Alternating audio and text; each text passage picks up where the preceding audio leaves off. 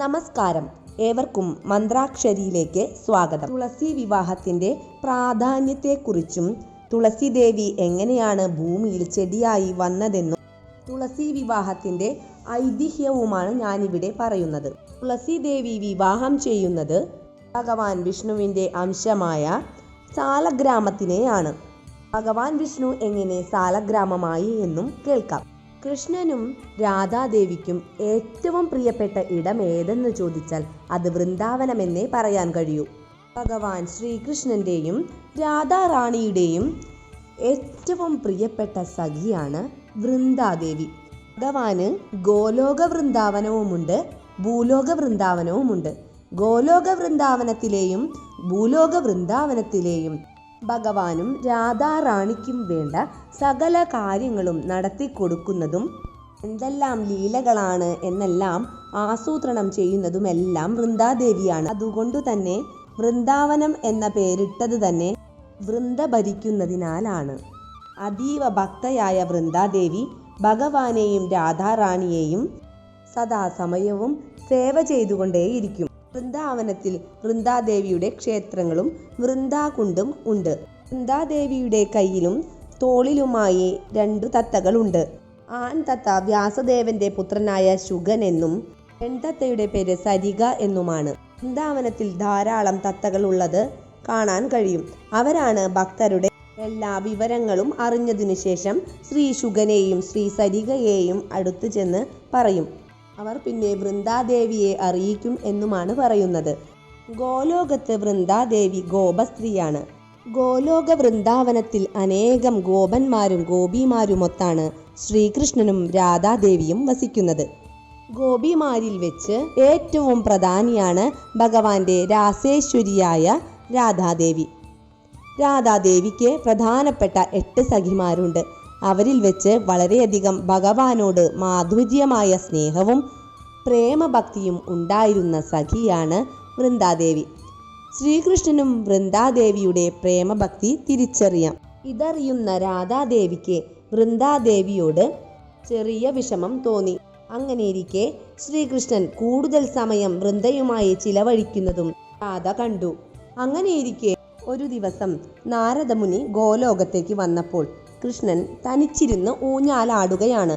ഇതു കണ്ട നാരദമുനി ഭഗവാനോട് പറഞ്ഞു, എത്ര നാളായി 2 പേരും ചേർന്ന് ഊഞ്ഞാലാടുന്നത് മനസ്സു നിറയെ കാണണമെന്ന് ആഗ്രഹിക്കുന്നു. അങ്ങനെയുള്ള ആഗ്രഹവുമായാണ് ഞാനിപ്പോൾ ഇവിടേക്ക് വന്നത്. ഇവിടെ ഇപ്പോൾ രാധാദേവിയും ഇല്ലല്ലോ. കുറച്ചുനേരം രാധാദേവിയെ കാത്തിരുന്നതിനു ശേഷം നാരദർ പറഞ്ഞു, വൃന്ദാദേവി അടുത്തു തന്നെയുണ്ടല്ലോ, എന്നാൽ നിങ്ങൾ 2 പേരും ചേർന്ന് ഊഞ്ഞാലാടിയാലും മതിയെന്ന്. ഞാൻ അത് കണ്ട് തൃപ്തി വരുത്തിക്കൊള്ളാം എന്നും പറഞ്ഞു. അത് കേട്ടപ്പോൾ തന്നെ വൃന്ദാദേവി വിസമ്മതിച്ചു. ഇല്ല, ഞാനില്ല, രാധാറാണി ഇപ്പോൾ വരും. റാണിക്കിഷ്ടമാവില്ല എന്ന് വൃന്ദാദേവിക്ക് അറിയാം. പക്ഷേ ഭഗവാനും നാരദരും ഒപ്പം തന്നെ നിർബന്ധിച്ചപ്പോൾ വൃന്ദാദേവി സമ്മതിക്കുകയും ഊഞ്ഞാലിൽ ഇരുന്ന് 2 പേരും ആടുകയും ചെയ്തു. അങ്ങനെ അവിടെ നിന്ന് നാരദർ നേരെ പോയത് രാധാറാണിയുടെ അടുത്തേക്കാണ്. ഞാൻ ഭഗവാനെയും രാധാറാണിയെയും കാണാൻ വേണ്ടി ഗോലോകത്തിലേക്ക് പോയെന്നും എനിക്ക് രാധാറാണിയുമായി ചേർന്ന് ഭഗവാൻ ഊഞ്ഞാലാടുന്നത് കാണണമെന്നുമായിരുന്നു ആഗ്രഹമെന്നും, എന്നാൽ അവിടെ രാധാറാണിയുടെ സ്ഥാനത്ത് വൃന്ദാദേവിയാണ് ഊഞ്ഞാലാടിയതെന്നും അത് വളരെ സങ്കടമായി എന്നും പറഞ്ഞു. ഇത് കേട്ട രാധാറാണി കോപിഷ്ഠയാകുകയും വൃന്ദാദേവിയെ ശപിക്കുകയും ചെയ്തു. ഇനി നീ സുഖവും ദുഃഖവും എല്ലാം സഹിച്ചുകൊണ്ട് ഭൂമിയിലെ ഒരു സ്ത്രീയായി ജനിക്കട്ടെ എന്നായിരുന്നു ശാപം. വൃന്ദാദേവിയെ ശപിച്ചതിനു ശേഷം രാധ മറ്റൊരു ഗോപകനെ കൂടി ശപിക്കുന്നുണ്ട്. ഭഗവാന്റെ പ്രിയപ്പെട്ട ഗോപകനായ സുദാമാവിനെ ശപിക്കാനും കാരണമുണ്ടായി. ഗോലോക വൃന്ദാവനത്തിലെ ആർക്കും, അതായത് പശുപക്ഷി മൃഗാദികൾക്ക് പോലും ഇഷ്ടമുള്ള രൂപം മാറുവാനുള്ള കഴിവുണ്ടായിരുന്നു. നദിയായിരുന്ന വിരാജാദേവി രൂപം മാറി ഭഗവാന്റെ അടുത്ത് ഗോപികയായി എത്തി. ഭഗവാന്റെ കൂടെ സമയം ചെലവഴിക്കുകയും ചെയ്തു. ഇതു കണ്ട രാധാറാണി കൃഷ്ണനെ ഒരുപാട് ശകാരിക്കുകയും ഭഗവാനെ ശകാരിക്കുന്നത് കണ്ടു നിൽക്കാൻ കഴിയാതെ ഗോപകനായ സുദാമാവ് രാധാറാണിയെയും ശപിച്ചു. ദേവി ഗോലോകത്തിന്റെ റാണിയാണ്. ഇത്രയും മനുഷ്യ സഹജമായ സ്വഭാവം ദേവിക്ക് എവിടെ നിന്ന് ലഭിച്ചു? അതുകൊണ്ട് നീ മനുഷ്യ സ്ത്രീയായി പോകട്ടെ എന്നായിരുന്നു ശാപം.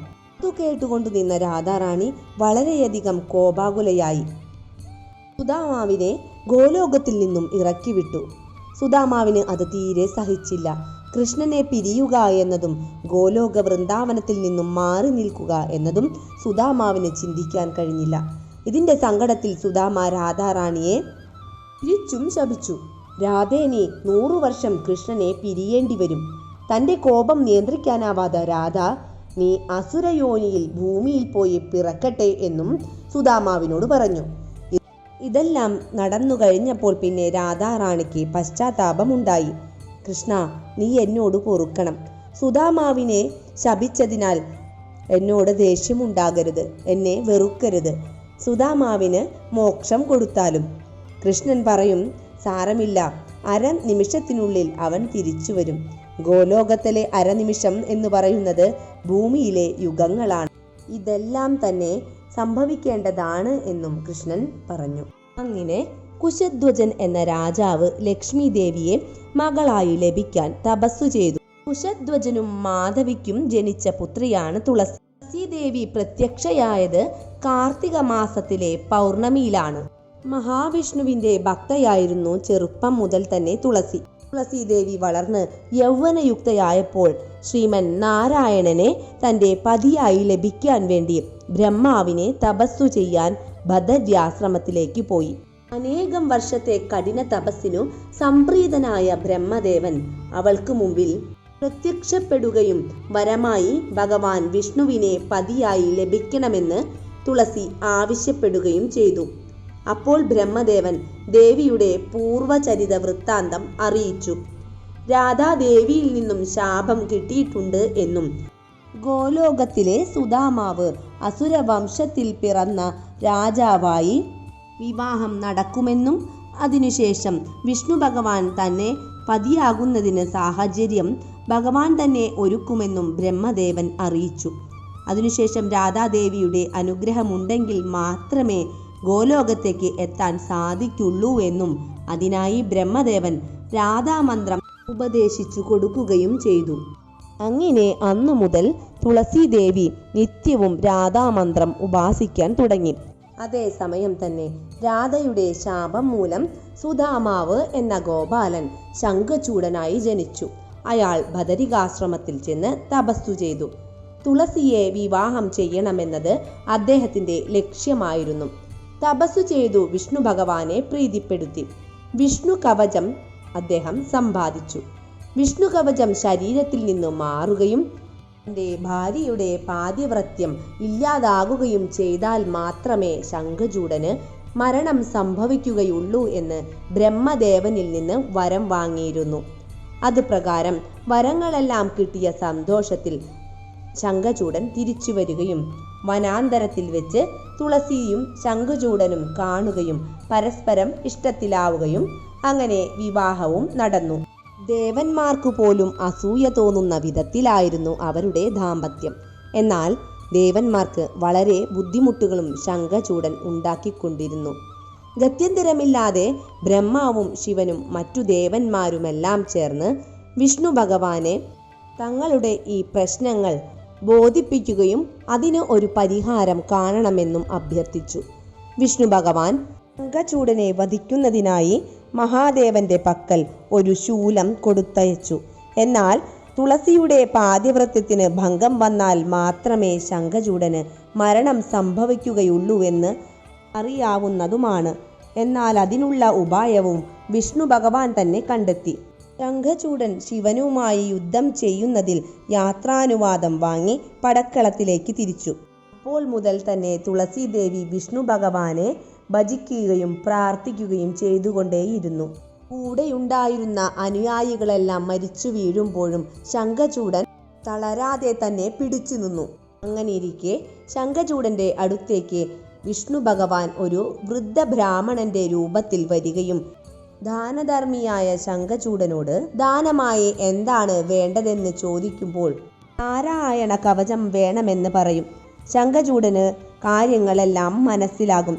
വിഷ്ണു ഭഗവാൻ തന്നെയാണ് ഇത് വന്നതെന്നും ഭഗവാന്റെ ധാമത്തിലെത്താൻ ഇതുമൂലം സാധിക്കുമെന്നും അങ്ങനെ അറിഞ്ഞുകൊണ്ടു തന്നെ നാരായണ കവചം കൊടുക്കുകയും ചെയ്യും. എന്നാൽ തൻ്റെ ഭാര്യയുടെ പാതിവ്രത്യമുണ്ടല്ലോ എന്ന് ആശ്വസിക്കുകയും ചെയ്തു. അപ്പോൾ തന്നെ ഭഗവാൻ അവിടുന്ന് അപ്രത്യക്ഷമാവുകയും ഉടൻ തന്നെ ഭൂമിയിലേക്ക് പാതിവ്രത്യഭംഗം വരുത്തണമെന്നുറച്ചുകൊണ്ട് ഭൂമിയിലേക്ക് പുറപ്പെട്ടു. അതേസമയം മഹാവിഷ്ണു ശംഖചൂഡന്റെ രൂപം ധരിച്ചുകൊണ്ട് തുളസീദേവിയുടെ ഗൃഹത്തിലെത്തി. അപ്പോൾ അതീവ ഭക്തയായ തുളസീദേവി ഭഗവാനെ തന്നെ ഭജിക്കുകയായിരുന്നു. ശംഖചൂഡൻ തിരിച്ചു വന്നു എന്നു കരുതിയ അവർ പരസ്പരം ആനന്ദിക്കുകയും സന്തോഷിക്കുകയും ചെയ്തു. എന്നാൽ ശംഖചൂഡന്റെ രീതികൾ കണ്ട് തുളസിക്ക് സംശയം തോന്നി.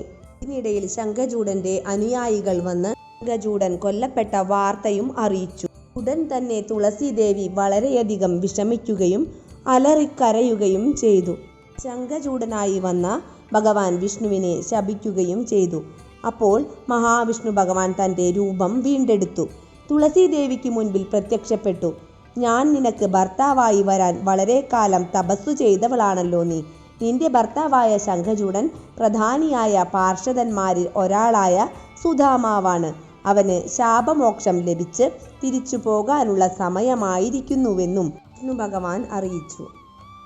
തുളസീദേവി കരഞ്ഞുകൊണ്ട് ഗോലോകത്തു നിന്ന് ആദ്യം ഇവിടേക്ക് പറഞ്ഞുവിട്ടു. അതിനുശേഷം മനുഷ്യ സ്ത്രീയായി പതിവ്രതയായി ജീവിക്കുമ്പോൾ തൻ്റെ ഭർത്താവിനെ വിഷ്ണു ഭഗവാൻ രൂപം മാറി തൻ്റെ പാതിവ്രത്യം നശിപ്പിച്ചുകൊണ്ട് തന്നെ ഈ ചതി ചെയ്തു എന്ന് ഭഗവാനോട് പറയുകയും അങ്ങനെ വൃന്ദാദേവി കല്ലുപോലുള്ള ഹൃദയത്തിൽ ഒരു തരി പോലും ദയാവായ്പില്ലേ എന്ന് ചോദിച്ചു. കല്ലായ സാളഗ്രാമമായി മാറട്ടെ എന്ന് തുളസീദേവി ശപിക്കുകയും ചെയ്തു. എന്നാൽ വിഷ്ണു ഭഗവാൻ ഇതെല്ലാം സംഭവിക്കേണ്ടതായിരുന്നുവെന്നും അറിയിച്ചു. തുടർന്ന് തുളസീദേവിയുടെ ശരീരം പല ഗ്രാമങ്ങളെ തഴുകിപ്പോകുന്ന ഗണ്ഡകി നദിയായി മാറുമെന്നും തലമുടി തുളസിച്ചെടിയായി മാറുമെന്നും ഭഗവാൻ അറിയിച്ചു. അതേസമയം ശംഖചൂഡന്റെ ശരീരം നശിക്കുകയും അസ്ഥികൾ ചേർന്ന് സമുദ്ര ലവണത്തിൽ പോയി പതിക്കുകയും ചെയ്തു. അങ്ങനെ അവിടെ ശംഖുകൾ രൂപപ്പെട്ടു. അത് ഭഗവാന്റെ കയ്യിലെ പ്രിയപ്പെട്ട ശംഖായി മാറുകയും ചെയ്തു. തുളസീദേവിക്ക് അനേകം അനുഗ്രഹങ്ങളും നൽകി. അങ്ങനെ അടുത്ത ജന്മത്തിൽ സാളഗ്രാമ രൂപത്തിലുള്ള ഭഗവാനും തുളസീദേവിയുമായി വിവാഹം ചെയ്യുകയും ചെയ്തു. അതിൻ്റെ ഓർമ്മ പുതുക്കലാണ് തുളസി വിവാഹം വീടുകളിലും ക്ഷേത്രങ്ങളിലും ഇപ്പോഴും നടത്തുന്നത്. സാളഗ്രാമം എങ്ങനെ ഉണ്ടായി എന്നും അതിൻ്റെ ഐതിഹ്യം എന്തെന്നും മറ്റൊരു കഥ കേൾക്കാം. പാലാഴി മദനത്തിൽ അസുരന്മാർ തട്ടിക്കൊണ്ടുപോയ അമൃത് തിരിച്ചെടുക്കാൻ മോഹിനി വേഷം ധരിച്ചുകൊണ്ട് ഭഗവാൻ മഹാവിഷ്ണു എത്തി. എന്നാൽ മഹാവിഷ്ണുവിൽ അനുരക്തനായ പരമശിവൻ പുത്രോൽപാദനം നടത്തുന്നതിനെ തുടർന്ന് മോഹിനി ഛർദിച്ചപ്പോൾ അത് കണ്ടക അല്ലെങ്കിൽ ഖണ്ഡക എന്ന നദി ഉണ്ടായി എന്നുമാണ്. അതിൽ വജ്രദന്തം എന്ന പ്രാണികളും അവ കളിമണ്ണുകൊണ്ടു കൂടുണ്ടാക്കി നദീതീരത്തു താമസിച്ചു. വെള്ളപ്പൊക്കത്തിൽ പ്രാണികൾ നശിച്ചാലും ഉറപ്പേറിയ കൂടുകൾ നശിച്ചില്ല. അവയുടെ നടുവിൽ ശ്രേഷ്ഠമായ ചിഹ്നങ്ങൾ രൂപപ്പെടുകയും വിഷ്ണുവിൻ്റെ ഛർദിയിൽ നിന്നുണ്ടായ ഈ കൂടുകളാണ് സാളഗ്രാമങ്ങൾ എന്നും ശിവനും സൃഷ്ടിയിൽ പങ്കുള്ളതിനാൽ ശിവപൂജയ്ക്കും സാളഗ്രാമങ്ങൾ ഉപയോഗിക്കും. സാളഗ്രാമിൽ ഒരു ദ്വാരം കാണും. അതിലൂടെ നോക്കിയാൽ ഉള്ളിൽ സർപ്പിള രേഖ കാണാം. അതിൻ്റെ എണ്ണവും സ്വഭാവവും അനുസരിച്ച് ദശാവതാരങ്ങളിൽ ഏതിനെയാണ് സൂചിപ്പിക്കുന്നത് എന്നും മനസ്സിലാക്കാം. സാളഗ്രാമത്തിൽ ഭഗവാൻ വിഷ്ണു ശാശ്വതമായി വസിക്കുന്നു എന്നാണ് പറയുന്നത്. മഹാവിഷ്ണുവിൻ്റെ അവതാരമെന്ന് വിശ്വസിക്കുന്ന ഈ കല്ലുകൾ ചക്രത്തിൻ്റെ ചിഹ്നങ്ങളോട് കൂടിയവയാണ്. സാളഗ്രാമത്തിനെ പൂജിക്കുന്ന മനുഷ്യന് പിന്നീട് ജന്മമെടുക്കേണ്ടി വരില്ലെന്നും അവർ സർവഗുണങ്ങളും തികഞ്ഞവരായിത്തീരുമെന്നുമാണ് ഹിന്ദുക്കളുടെ വിശ്വാസം. ഭാരതത്തിലെ ബ്രാഹ്മണ ഗൃഹങ്ങളിലും കൊട്ടാരങ്ങളിലും നാടുവാഴി കുടുംബങ്ങളിലും പ്രത്യേകിച്ച് കേരളത്തിലെ മിക്ക നമ്പൂതിരി ഇല്ലങ്ങളിലും തേവാരത് മൂർത്തികളുടെ കൂട്ടത്തിൽ പൂജിക്കാറുണ്ട്. സാളഗ്രാമങ്ങൾ ജീവനുള്ളവയും ഇല്ലാത്തവയും ഉണ്ട്. ജീവനുള്ളവ ചലിക്കും. ജീവനില്ലാത്തവയെ പൂജിക്കാൻ ഉപയോഗിക്കുന്നു. വെള്ളിപ്പാത്രത്തിൽ ജലത്തിൽ വേണം ഇവയെ സൂക്ഷിക്കാനെന്നും പറയപ്പെടുന്നു. ഭാഗവതത്തിൽ 19 ഇനം സാളഗ്രാമങ്ങളെക്കുറിച്ചും പറയുന്നു. ഉത്തമമായ വിധം വേണം സാളഗ്രാമങ്ങളെ പൂജിക്കാൻ. സ്ത്രീകൾ ഇതിനെ തൊടാൻ പാടില്ല എന്നും പറയപ്പെടുന്നു. നേപ്പാളിലെ ഗണ്ഡകി നദിയിൽ മാത്രമേ കാണാറുള്ളൂ ഈ സാളഗ്രാമശിലകൾ. അവിടെ ധാരാളമായിട്ടുണ്ട്. കല്ല് പൊട്ടിക്കാൻ പാടില്ല. വളരെ ചെറിയ കല്ലാണത്. കല്ലിനകത്ത് ധാരാളം പാളികൾ ഉണ്ട്. അത് കൊത്തുപണികളോടുകൂടിയതാണ്. വജ്രനഖം എന്ന വണ്ട് കല്ലിൽ തുളച്ചു കയറി അതിനകത്ത് നിറയെ കൊത്തുപണികൾ ഉണ്ടാക്കും. എന്നാൽ പുറത്തേക്ക് കാണില്ല. പഴുത്ത മാങ്ങയിൽ ദ്വാരമൊന്നുമില്ലാതെ തന്നെ മാങ്ങണ്ടിക്കകത്തുനിന്ന് വണ്ടുകൾ അല്ലെങ്കിൽ പ്രാണികൾ വരാറില്ലേ? അതുപോലെയാണ് സാളഗ്രാമവും എന്നും പറയപ്പെടുന്നു. കറുത്ത നിറമുള്ള ചെറിയ കല്ലുകളാണ് സാളഗ്രാമങ്ങൾ. ഇനി എന്തുകൊണ്ടാണ് തുളസി ശിവന് സമർപ്പിക്കാത്തത് എന്ന് നോക്കാം. ശിവപുരാണമനുസരിച്ച് ശിവലിംഗത്തിൽ തുളസി അർപ്പിക്കുന്നത് കർശനമായി നിരോധിച്ചിരിക്കുന്നു. ഒരു തുളസി ചെടിക്ക് ഒരിക്കലും ശിവന് സമർപ്പിച്ച വെള്ളം സ്വീകരിക്കാൻ അനുവദിക്കരുത് എന്നാണ്. അങ്ങനെ ചെയ്താൽ വളരെയധികം ദുഃഖങ്ങൾ അവർക്ക് അനുഭവിക്കേണ്ടി വരും എന്നാണ്. വൃന്ദയുടെ ഭർത്താവായിരുന്ന ശംഖചൂഡനെ അല്ലെങ്കിൽ ജലന്ധരനെ വധിച്ചതിനാൽ അവൾ ശിവനെ ആരാധിക്കാൻ വിസമ്മതിച്ചു. ഇക്കാരണത്താലാണ് തുളസി ഇലകൾ ശിവന് സമർപ്പിക്കാത്തത്. തുളസി വിവാഹം കാർത്തിക മാസത്തിലെ ശുക്ലപക്ഷ ദ്വാദശിയിൽ തുളസി വിവാഹം നടത്തപ്പെടുന്നു. പകരം പ്രബോധിനി ഏകാദശിക്കും 11-ാം ദിവസം, അതായത് കാർത്തിക പൗർണമിക്കും ഇടയിൽ ഏത് സമയത്തും ചടങ്ങ് നടത്താമെന്നാണ്. ചില സ്ഥലങ്ങളിൽ കാർത്തിക മാസത്തിലെ പൗർണമി നാളിൽ നടക്കുന്ന തുളസി വിവാഹം 5 ദിവസത്തേക്കും ആഘോഷിക്കും. ചിലയിടങ്ങളിൽ പൗർണമി നാളിൽ മാത്രമായും ആഘോഷിക്കും. വിവാഹിതരായ ഓരോ സ്ത്രീയും തുളസി വിവാഹം നടത്തണമെന്ന് പറയപ്പെടുന്നു. ഇതു ചെയ്യുന്നതിലൂടെ ഭർത്താക്കന്മാരുടെ ക്ഷേമത്തിനും കന്യകമാർ നല്ല ഭർത്താവിനെ ലഭിക്കുന്നതിനും തുളസി വിവാഹം ചെയ്യാറുണ്ട്. ഒരാൾക്ക് അഖണ്ഡമായ സൗഭാഗ്യം ലഭിക്കുമെന്നാണ്. ലക്ഷ്മി ദേവിയുടെ കടാക്ഷം ലഭിക്കുന്നതിനും ഇത് ഉത്തമമാണ് എന്നാണ് വിശ്വസിക്കുന്നത്. സാധാരണ ഒരു വിവാഹം എങ്ങനെയാണോ നടത്തുന്നത് അതുപോലെ തന്നെയാണ് തുളസി വിവാഹവും നടത്തുന്നത്. അന്നേ ദിവസം തുളസി ദേവിയെ വൈകുന്നേരം വരെ നോൻപെടുത്ത് ആരാധിച്ചാൽ 1000 അശ്വമേധയാഗം നടത്തിയ ഫലമാണ്. തുളസിയുടെ പ്രാധാന്യത്തെക്കുറിച്ചും അതിൻ്റെ മഹിമകളെക്കുറിച്ചും ചൊല്ലേണ്ടുന്ന മന്ത്രങ്ങളും സ്തോത്രങ്ങളും അടങ്ങിയ ഒരു വീഡിയോ ഉടൻ തന്നെ വരുന്നുണ്ട്. അന്നേ ദിവസം വ്രതകഥ കേൾക്കുകയോ പറയുകയോ ചെയ്യുകയും നാമങ്ങളും സ്തോത്രങ്ങളും ജപിക്കുന്നത് വഴി ലക്ഷ്മി ദേവിയുടെയും വിഷ്ണു ഭഗവാന്റെയും അനുഗ്രഹം ഉണ്ടാകും.